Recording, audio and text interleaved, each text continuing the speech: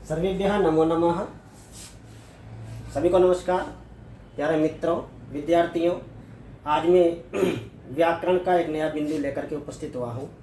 वस्तुतः संस्कृत का व्याकरण अगर आपको सीखना है तो उसके लिए आपको शब्द रूप का ज्ञान होना अत्यंत अनिवार्य है, क्योंकि शब्द रूप के बिना वाक्य निर्माण की पूर्ति नहीं की जा सकती।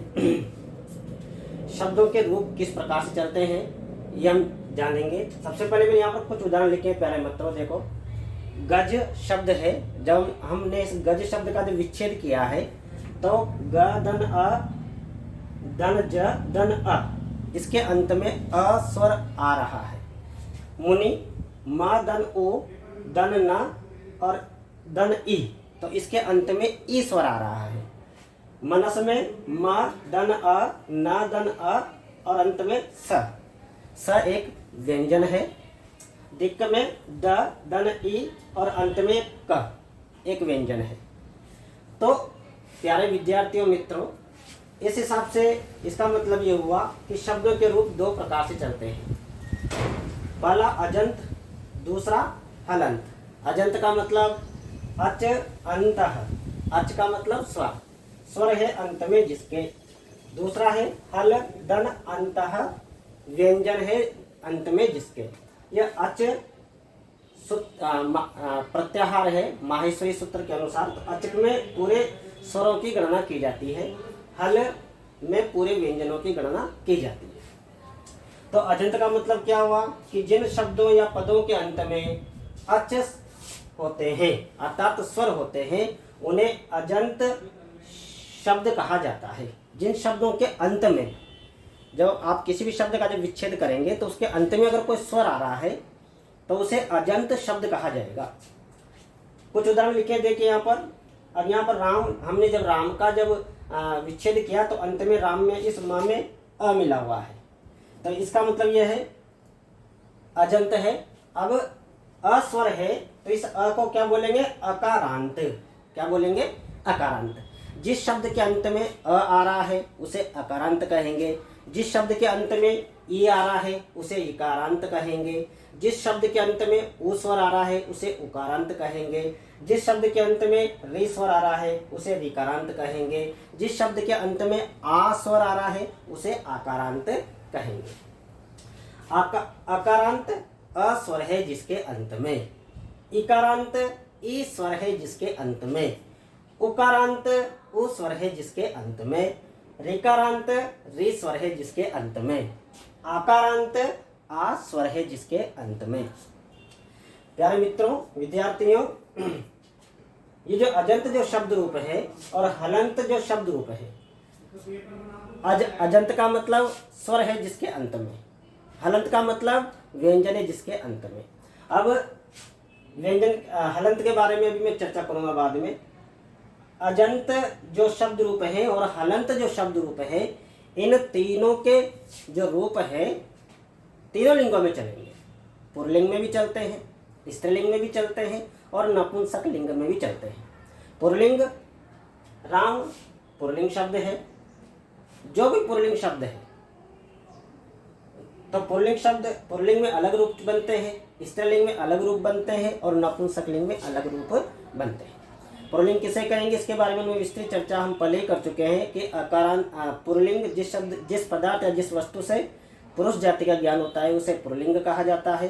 स्त्रीलिंग जिस पदार्थ या वस्तु से स्त्री जाति का ज्ञान होता है उसे स्त्रीलिंग कहा जाएगा। जिस पदार्थ या जिस वस्तु से न तो पुरुष जाति का ज्ञान हो और न स्त्री जाति का ज्ञान हो उसे नपुंसक लिंग कहा जाता है। तीनों लिंगों में और तीनों वचनों में, वचन कौन कौन से? एक वचन, द्विवचन, बहुवचन। एक वचन किसे कहेंगे? जिससे एक संख्या का ज्ञान होता है उसे एक वचन कहा जाता है। द्विवचन जिससे दो संख्याओं का ज्ञान होता है उसे द्विवचन कहा जाता है। बहुवचन जिससे बहुत सारी संख्याओं का ज्ञान होता है उसे बहुवचन कहा जाता है।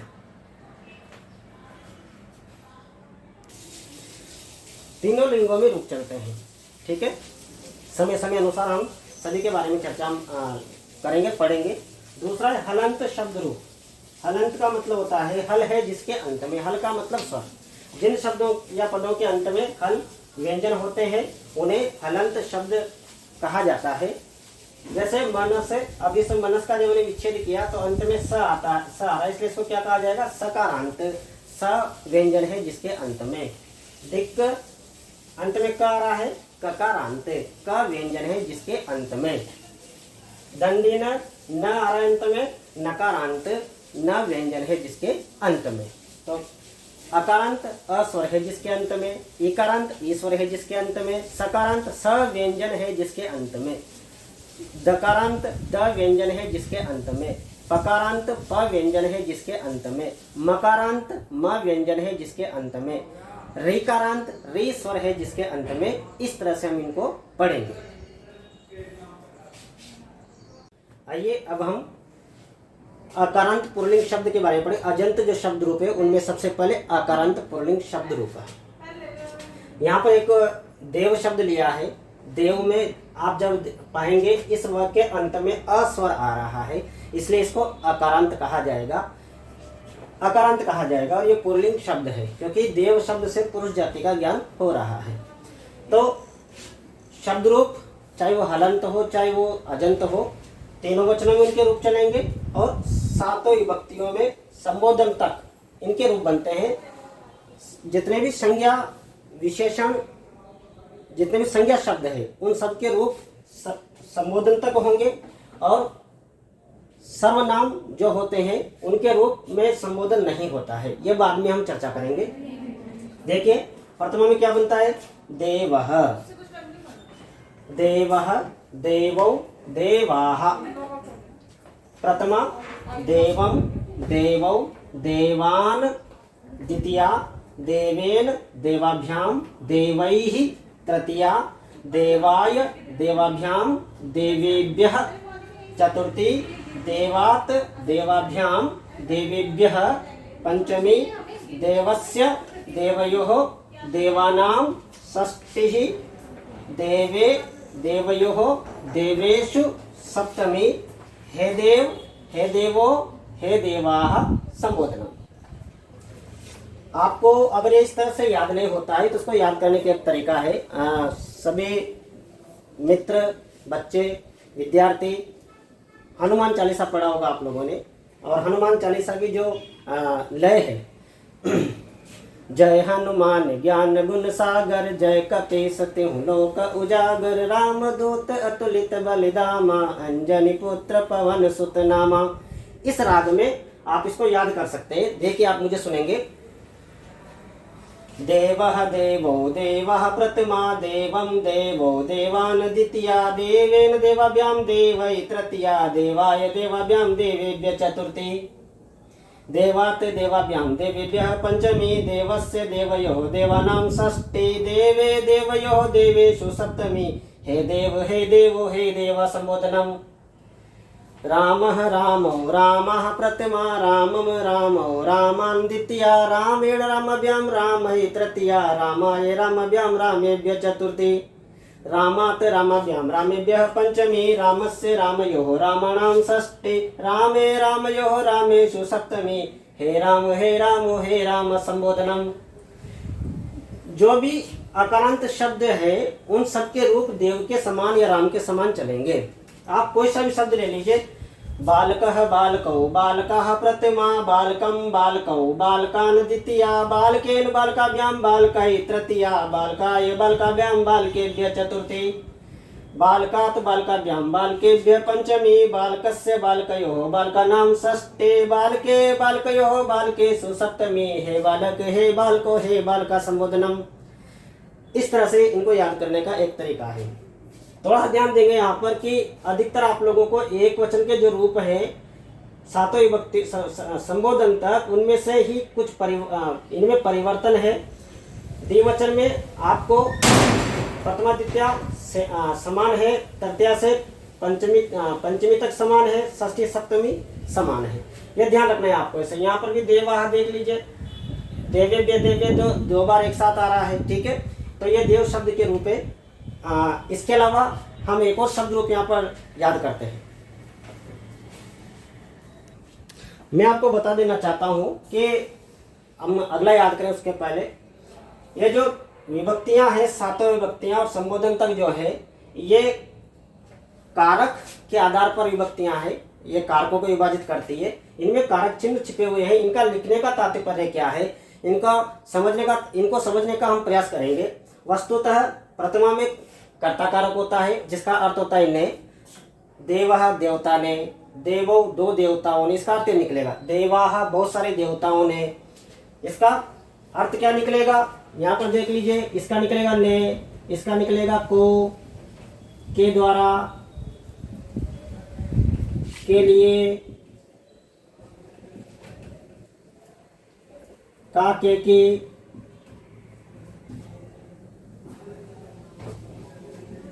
अलग होने के अर्थ में यहाँ पर का के की,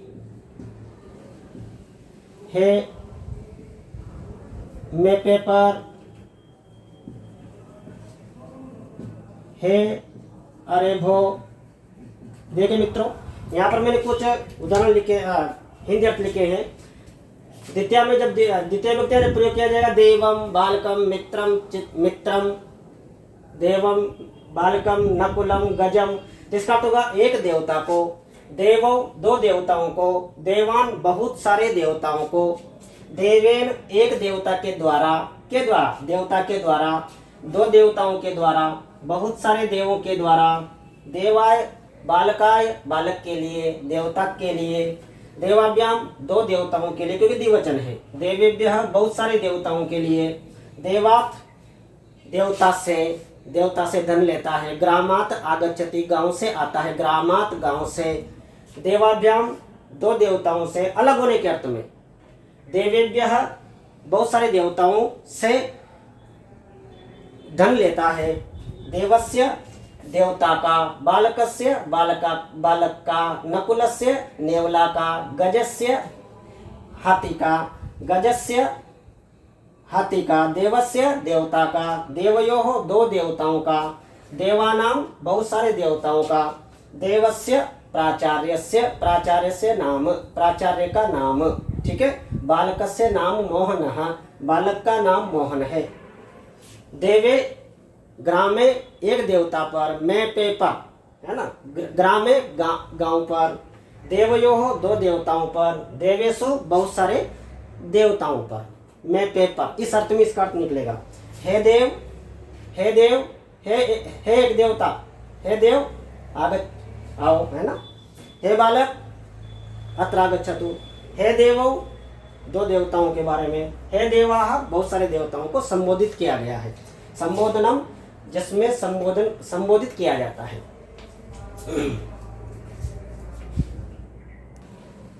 अगले क्रम में देखिए, यहाँ पर बालक को लिया है, वैसे हम इसका अभ्यास तो कर चुके, फिर भी बालक अकारांत पुल्लिंग शब्द रूप है।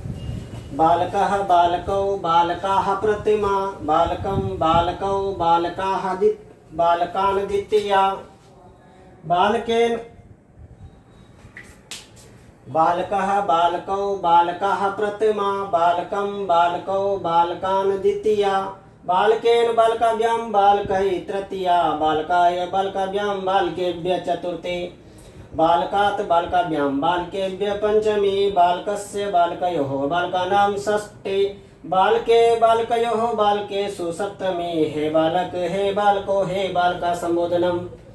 इस तरह से हम इनको याद कर सकते हैं। इनके अलावा जितने भी अकारांत पुल्लिंग शब्द रूप हैं जैसे गज, सिंह, नकुल, नर, शौचिक, सुधाखंड, कृष्ण, आदि, इन सब के शब्द रूप अकारांत पुल्लिंग बालक, राम, गज, देव आदि के समान चलेंगे। आइए अब हम कुछ वाक्य के आधार पर अभ्यास करते हैं। कुछ उदाहरण है। सह पठति। अब यहाँ पर कोष्टक में मैंने कुछ शब्द लिखे हैं प्यारे बच्चों, विद्यार्थियों, मित्रों, क्योंकि जब आपको किस शब्द में कौन सी विभक्ति है तो उसका हिंदी अर्थ अगर आपको याद है तो आप आराम से वाक्यों की पूर्ति कर सकते। सह पठति, वो पढ़ता है। बालकः बालकेन, बालकेन का मतलब बालक के द्वारा। सह बालकेन पठति या सह बालक पठति, बालक, क्योंकि बालक करता है, कर्ता कारक प्रथम पुरुष का एक वचन है, प्रथम विभक्ति का एक वचन, बालकः, तो यहाँ पर आ जाएगा बच्चों बालकः पठति, सः बालकः पठति। महिला पठति, महिला पढ़ती है। अब किसको पढ़ती है? श्लोकः या श्लोकम, द्वितीय व्यक्ति का एक वचन श्लोकम, बालकम, श्लोकम, श्लोक को पढ़ती है, तो यहाँ पर आ जाएगा श्लोकम। ठीक है। अगला है सह, सह गच्छति, वह जाता है। रामाय, राम के लिए, या रामायण, राम के साथ, तो वह साथ जाता है। तो यहाँ राम के लिए साथ, राम के लिए आएगा या रामायण आएगा? तो यहाँ पर आ जाएगा राम के साथ जाता है, तो रामायण सह गच्छ। सह के योग में तृतीय विभक्ति होती है, विद्वत जन इसको जानते हैं। वरुणः भोजनम ददाति, वरुण भोजन देता है। भिक्षुकात्, भिखारी से, या भिक्षुकाय, भिखारी के लिए, तो यहाँ पर चतुर्थी विभक्ति का प्रयोग किया गया है, तो यहाँ पर आ जाएगा भिक्षुकाय, भिक्षुकाय भोजनम ददाति, भिखारी के लिए भोजन देता है। पितो नाम शिव अस्ति, पिता का नाम शिव है। किसका? गणेशम या गणेशस्य, यहाँ पर षष्ठी विभक्ति का प्रयोग किया गया है, तो गणेश को या गणेश का के की, तो यहाँ पर आएगा गणेशस्य पितुः नाम शिवः, तो षष्ठी विभक्ति का प्रयोग आ जाएगा। यहाँ पर गणेश संबंध बताया जा रहा है, गणेशस्य पितुः नाम शिवः। सीता आगच्छति, सीता आती है। कक्षात् कक्षस्य, यहाँ पर कक्ष शब्द पुल्लिंग है। कक्षात् पंचमी विभक्ति का एक वचन कक्षात्, कक्षा से, या कक्षस्य, कक्षात् कक्ष की, कमरे से या कमरे की, तो क्या अर्थ होगा इसका? अलग होने के अर्थ में है। तो सीता कक्षात्, कमरे से, कक्ष से, कक्षा नहीं है, कक्षा अलग चीज है, कक्ष मतलब कमरा, कमरे से आगच्छति आती है, अलग हो रही है कमरे से, वो आने के अर्थ में। To get separate where from, जहाँ से अलग हुआ जाता है, पंचमी विभक्ति का प्रयोग किया जाता है अपादान कारक के योग में। अगला है सुंदरम वनम, वनम अस्ति, सुंदर वन है, गांव का या गांव में। अब गांव में सुंदर वन है या गांव का सुंदर वन है, अगर आप संबंध बताना चाहते हैं तो ग्रामस्य आ जाएगा, नहीं बताना चाहते तो अधिकरण बताना चाह रहे हैं तो ग्रामे सुंदरम वनम अस्ति, ग्रामे सुंदरम वनम अस्ति, गांव में सुंदर वन है। प्यारे मित्र विद्यार्थियों, अकारांत जितने भी शब्द रूप हैं आप उनको अच्छी तरह से याद करें, और अकारांत जो शब्द रूप मैंने बताया यहाँ पर बताया है, एक बार मैं पुनः उनका रिवीजन कर रहा हूँ। 7 विभक्तियों में, 3 वचनों में इसके रूप चलते हैं। देवः देवो देवः प्रतिमा, देवम देवो देवान द्वितीया, देवेन देवाभ्यां देवै तृतीया, देवाय देवाभ्यां देवेभ्य चतुर्थी, देवात् देवाभ्यां देवेभ्यः पंचमी, देवस्य देवयोः देवानां षष्ठी, देवे देवयोः देवेषु सप्तमी, हे देवो हे देवा संबोधनम। आप इस तरह से इसको याद कर सकते हैं। अगले नए वीडियो के लिए मुझे आज्ञा दीजिए, तब तक के लिए बहुत बहुत धन्यवाद।